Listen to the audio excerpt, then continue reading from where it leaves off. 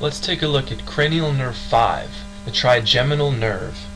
And we can see that the sensory root and the motor root feed into this ganglion called the trigeminal ganglion. And you can see the sensory root's much larger than the motor root. The sensory root's going to be innervating skin on all of the face, as well as the eyes and the tongue. So it has lots to do. And the first branch off the trigeminal ganglion is also called V1, or ophthalmic branch, and that one is going to be purely sensory.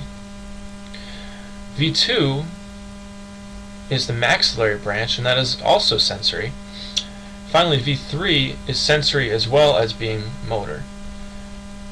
So let's look at how these nerves get out of the brainstem from the cranial fossa into the face. So we're looking down into the cranium, and we can see here, pretend that the nerves started around here. The motor and sensory roots are feeding into this trigeminal ganglion, which lies right about the petrous part of the temporal bone, and then they're sending off their branches into the individual foramens that they go through to get to the face and the jaw and wherever they need to go. So V1 is going to go through this superior orbital fissure. And don't get that confused with the supraorbital fissure, which is something totally different. And V2 is going through foramen rotundum.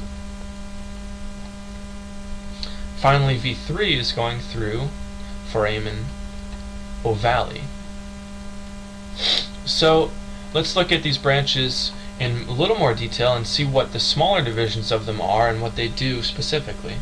So we have an overall schematic here laying out. You can see the sensory and motor branch is coming in to make the trigeminal ganglion. And after that we have V1, V2, and V3 going out in their own particular directions. Looking at V1, I said before, it's sensory. You can also say GSA, or general somatic afferent, and it's going to send off three main branches. You can call them NFL if you want to, for nasociliary, frontal, and lacrimal. So the nasociliary is going to send off this long ciliary and short ciliary nerve, which are eventually going to work their way over to the eyeball, where they are sensory, not for vision, but just plain sensation. For example, if you had a piece of dirt fly into your eye, this would initiate something called the corneal reflex, where V1 is the sensory part of this reflex, and cranial nerve 7 is the motor part of this reflex. So V1 division of cranial nerve 5 would allow you to feel this dirt flying into your eye, whereas cranial nerve 7 would allow you to blink. So if you can't blink, then that would indicate damage to one of these nerves in response to the corneal reflex, and it should happen bilaterally. Both of your eyelids should blink when this happens, and that would indicate normal functioning of these nerves. The lacrimal nerve is going to have something weird happen to it. It's going to be joined by fibers from cranial nerve 7, and they're going to hitch a ride over to the lacrimal gland, where they're parasympathetic. So cranial nerve 7 petrosal nerves are coming together to form this Vidian nerve, which is really hitching a ride on V1 over to the lacrimal gland. And that'll help you form tears. So cranial nerve 7 is the one that's responsible for the lacrimal gland, but the lacrimal nerve of V1 is the thing that gets it there, it carries it there. So the other branch of V1 is the frontal nerve, and that's going to break into divisions supplying mucosa and skin. So a lot of these branches of the trigeminal nerve are innervating skin, as we said before, all the skin of the face. So I'm not really focusing on that. I want to focus on some of these special things, such as the eye and such. Another thing I forgot to mention about V1 is that it's innervating the dura mater of the anterior cranial fossa, and that's been looked at as far as headaches go, and I have some research articles describing that. Another thing with all this mucous membrane innervation of all the different branches. Trigeminal nerve has been looked at as far as sneezing. So now looking at V2, we can find maxillary division is GSA, sensory, and it's going to send down infraorbital branches, which are going to have superior alveolar branches. And let's talk about those, but we need to skip ahead. So these are going to be sensory to the maxillary teeth. And skipping ahead to V3, we'll find the inferior alveolar nerve and the inferior dental plexus, which are sensory to the inferior mandibular teeth. So between V3 and V2, we have sensation to the teeth. And therefore you could say the trigeminal nerve is responsible for informing you that you have a toothache. So going back to V2, we can see there's more branches I didn't get into: greater and lesser palatine nerves, mucous membrane innervation, infraorbital innervating sinus mucosa, more skin of the cheek, and it's going to innervate skin of the inside and outside of the cheek for sensation. So now let's look at V3. So V3 is going to have an anterior trunk and a posterior trunk. The really important thing to look at with the anterior trunk is it's going to innervate motor innervation to these muscles of mastication, temporalis, masseter, and medial lateral pterygoid muscles. And these are very important clinically because you can test the trigeminal nerve through bite. If you cannot bite down, or if you're having trouble biting down, it could be due to a problem of this nerve. And that is a clinical test. Another test would be just to bite down and palpate these muscles, for example temporalis, to see if they're bulging out, to see if they're contracting. For example, another thing that happens here is if you have a lesion, you could have wasting away of these muscles and atrophy. And the real one to look at is the lateral pterygoid, because this is responsible for chewing, and it's going to act on the jaw, moving it contralaterally. So a sign of atrophy of this muscle due to trigeminal nerve lesion could be a jaw deviating to the weak side, to the lesion side. And when I said jaw, I mean the mandible. So here's the muscle I was just referring to, and it's going to move the jaw contralaterally.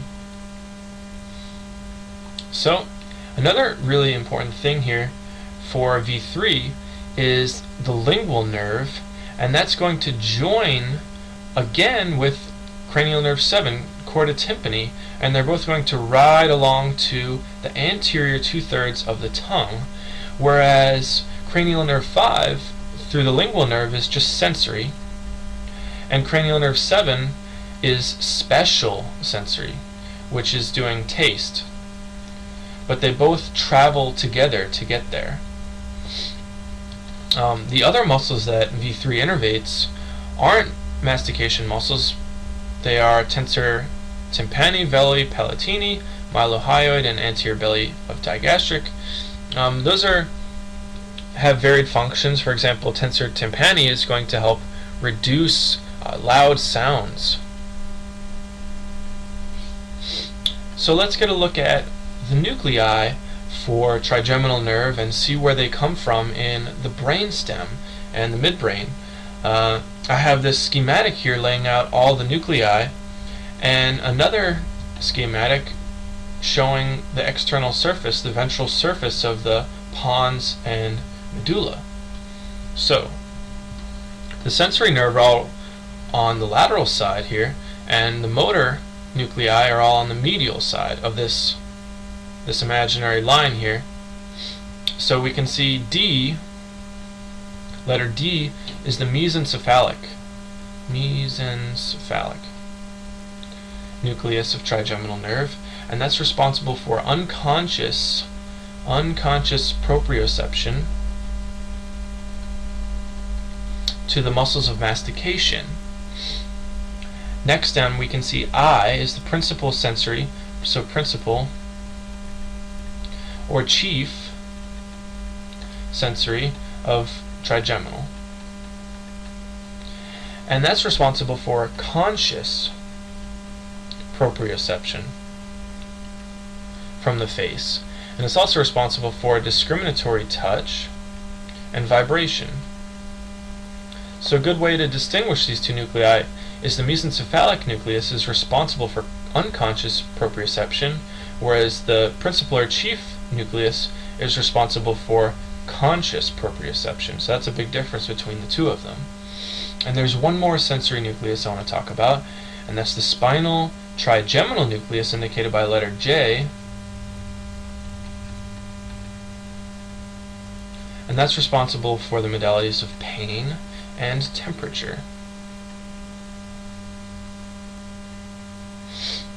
So those are the three sensory nuclei, and those are going to form the sensory root.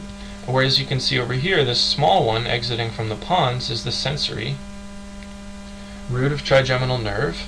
And now let's talk about the motor nuclei.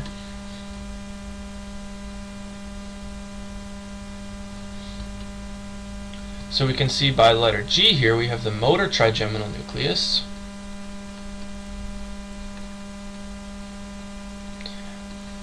And that's going to be motor to the muscles of mastication.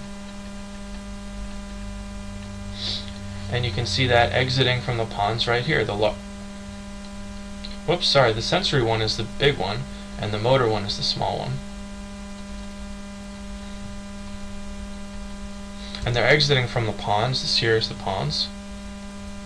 And just for reference, this is the cerebellum, and this is the medulla. And this is the midbrain up here. So, let's look at a dorsal view of the same thing. In this schematic, you can see through the tissue of the midbrain and brainstem, so you can get a look at the nuclei as they run down vertically. So up here we have the midbrain, the pons, and the medulla.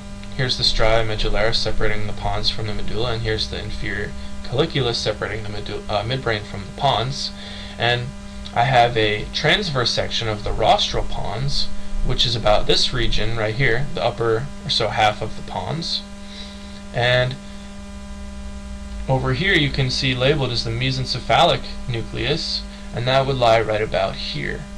So that just gives you an idea of where the trigeminal nerve nuclei are located in relationship to the brainstem. And also this is a dorsal view, remember, and this is ventral, so you're going to have to spin one of these guys around to get them to line up.